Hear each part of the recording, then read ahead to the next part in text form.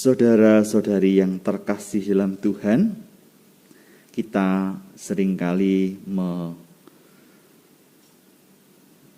menamakan Lewi ini dengan Matius, ya. Santo Matius, pemungut cukai itu yang akhirnya bertobat. Memang di sini tidak dikatakan bertobat, ya. Tetapi bahwa mereka, para pemungut cukai dan teman-temannya itu, mereka ada bersama dengan Yesus. Mereka telah mengikuti Yesus dan telah meninggalkan segala sesuatu. Nah ini, kata mengikut dan meninggalkan sesuatu ini menjadi penanda bahwa mereka itu bertobat. Karena orang yang bertobat pasti dia meninggalkan segala sesuatu. Tidak bisa orang bertobat tidak meninggalkan, gitu ya. Tidak bisa. Atau masih menyimpannya. Wah, ini Prapaskah sesudah yang biasanya membuat saya berdosa, saya simpan dulu. Nah, gitu. Misalnya itu ya. Misalnya anak-anak muda itu, wah, nyimpen gambar porno misalnya ya, contoh saja. Terus kemudian ini masa Prapaskah, saya simpen dulu. Nah, gitu. Nanti kalau enggak masa Prapaskah, dilihat lagi. Ya, gitu. Ini contoh ya. Tapi harus ditinggalkan, bahkan harus dibakar, harus dienyahkan. Segala sesuatu yang membuat kita tidak mampu untuk mengikuti Yesus dengan lebih baik.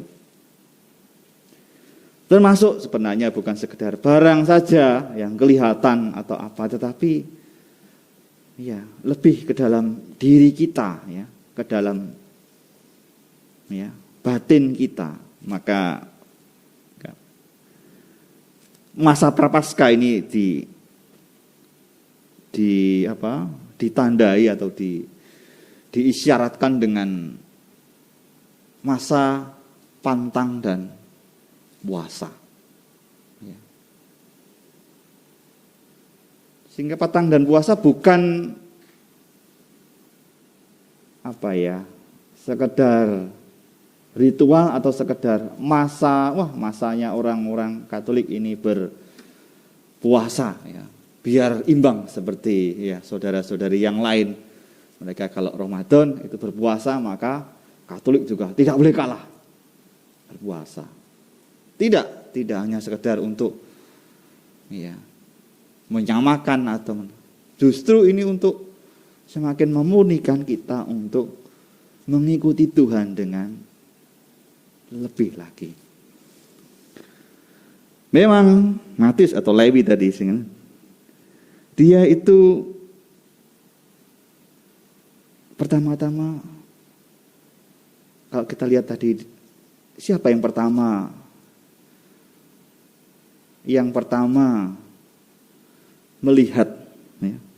Apakah Lewi, apakah Yesus? Kalau dalam bacaan jelas, Yesus melihat. Yesus melihat. Jadi bukan Lewi melihat Yesus lalu kemudian, aku ingin bertobat, tidak. Tapi Yesus melihat seorang pemungut cukai yang bernama Lewi sedang duduk di rumah cukai. Yesus sendiri yang memanggil dia.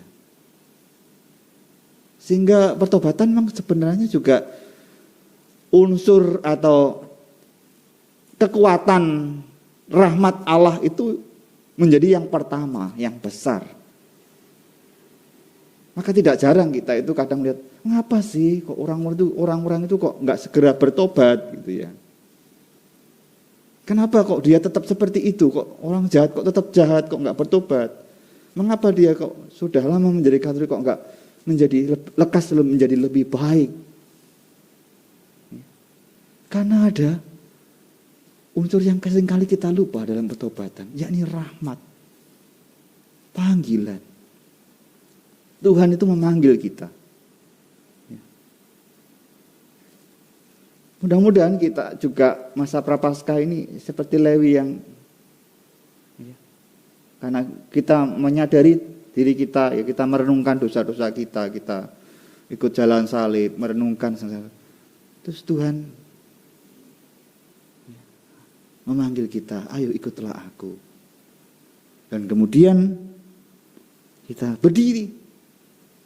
Kalau Tuhan memanggil kita berdiri, kita tidak duduk saja. Karena tadi Lewi tadi sedang duduk. Ketika dipanggil dia sedang duduk, sedang menghitung uang. Pemungut cukai itu kan gambarannya waktu itu uangnya banyak. Karena apa? Karena cukai itu banyak ya. Coba aja hitung cukai ya. Cukai rokok itu berapa misalnya? Wah, pajak itu kan bagian-bagian ya uang. Pokoknya isinya uang lah. Kalau kita tahu tentang pajak itu pasti uang ini. Pasti urusan uang. Makanya orang kadang kalau urusan pajak aduh wes susah ya. Ya, padang berkelin kadang wes ribet. Urusan ini urusan uang. Lewi sedang dengan ya duduk. Tapi Tuhan Yesus melihat dia. Melihat dia dan memanggil dia lalu dia berdiri. Artinya dia mendengarkan panggilan Tuhan. Mendengarkan panggilan Tuhan. Kalau prapaskah ini ya nanti setelah pemilih ini siapa yang belum menerima abu ya, saya panggil ke depan ya. Saya panggil untuk berdiri dan untuk diabui, bukan diperabukan tapi diabui ya, kalau diperabukan kan kremasi ya, tapi diabui ya. Diberi abu, dibubui abu. Seperti Tuhan Yesus yang memanggil kita, maka prapaskah ini bertobatlah dan percayalah kepada Injil. Bertobatlah dan percayalah kepada Injil. Sama dengan Lewi, ikutlah aku. Ikut aku artinya bertobat dan percaya kepada Injil. Kadang kita, Tuhan aku ngikuti kamu, terus ngapain? Bertobat. Kadang kita nggak sadar, saya sudah bertobat, saya sudah sering ngaku dosa, 2 minggu sekali pokoknya saya misuh saja sudah ngaku dosa, ya toh. Saya punya dendam, saya langsung ngaku dosa. Iya, tapi kamu dipanggil, terus dipanggil untuk baru bertobat. Jadi ada unsur Tuhan yang memanggil kita. Pertama-tama mari kita sadari bahwa rahmat prapaskah ini adalah rahmat Tuhan yang memanggil kita untuk seperti Lewi, memiliki panggilan yang sama, memiliki jawaban yang sama untuk berdiri dan mengikuti Yesus dan mengatakan, ya, aku meninggalkan segala sesuatu dan mengikuti Engkau.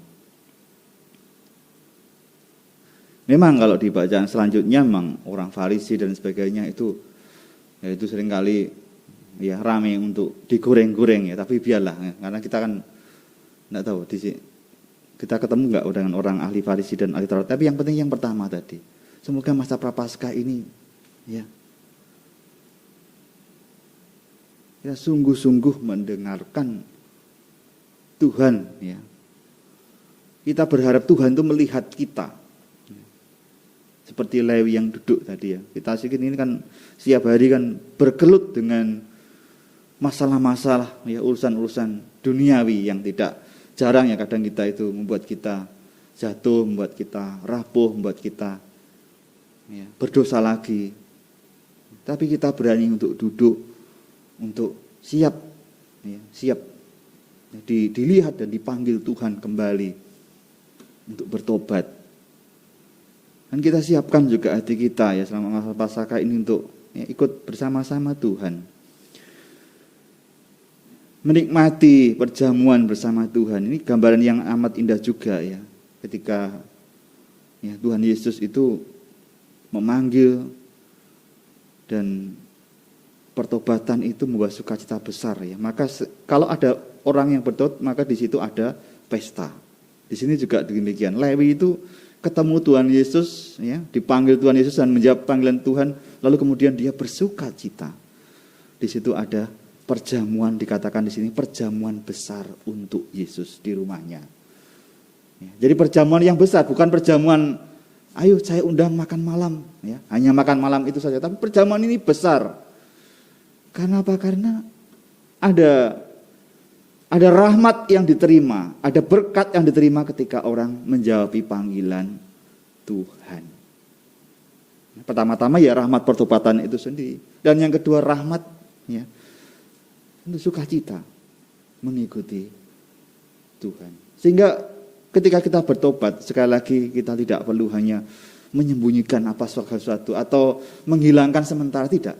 Tapi mari kita total tinggalkan. Apa yang membuat kamu membenci seseorang? Coba. Apa yang membuat kamu tidak senang dengan orang lain? Apa yang membuat mungkin kamu tidak bisa jujur dengan sesamamu? Apa yang membuat kamu hidup di dalam bayang-bayang atau dalam kejahatan dan dosa misalnya? Udah. Tidak bisa. Dan saya percaya ketika itu kita lakukan, maka sebenarnya saat itu rahmat Tuhan sendiri yang bekerja. Tuhan sendiri yang melihat kita. Beranian kita untuk menjawab panggilan dalam pertobatan ini. Dari masa prapaskah baru kita mulai. Tapi bukan berarti masih 40 hari. Masih ada kesempatan. Ya, kesempatan selalu Tuhan berikan. Tetapi kita senantiasa untuk segera untuk mendengarkan panggilan Tuhan untuk membaharui diri, untuk bertobat. Semoga apa yang dialami Lewi juga menjadi pengalaman kita, sehingga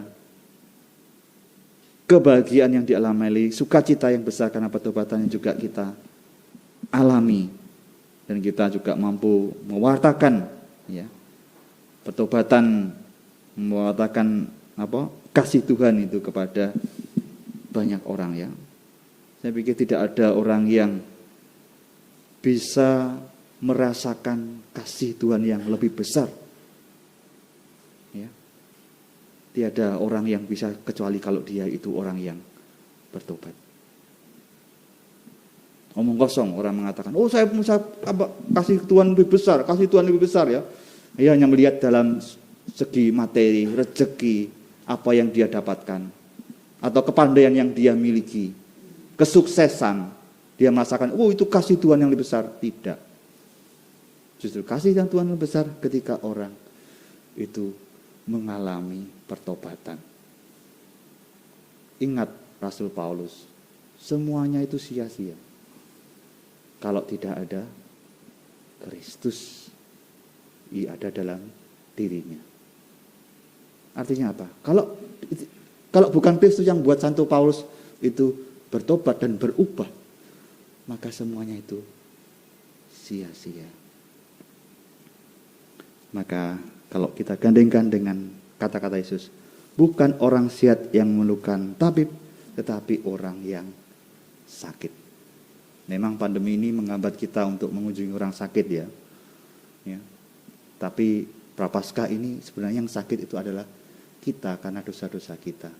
Maka mari kita siapkan agar Tuhan Yesus itu sungguh kita rasakan kehadirannya, sehingga membarui, mentobatkan, dan memberikan sukacita yang besar dalam kehidupan kita.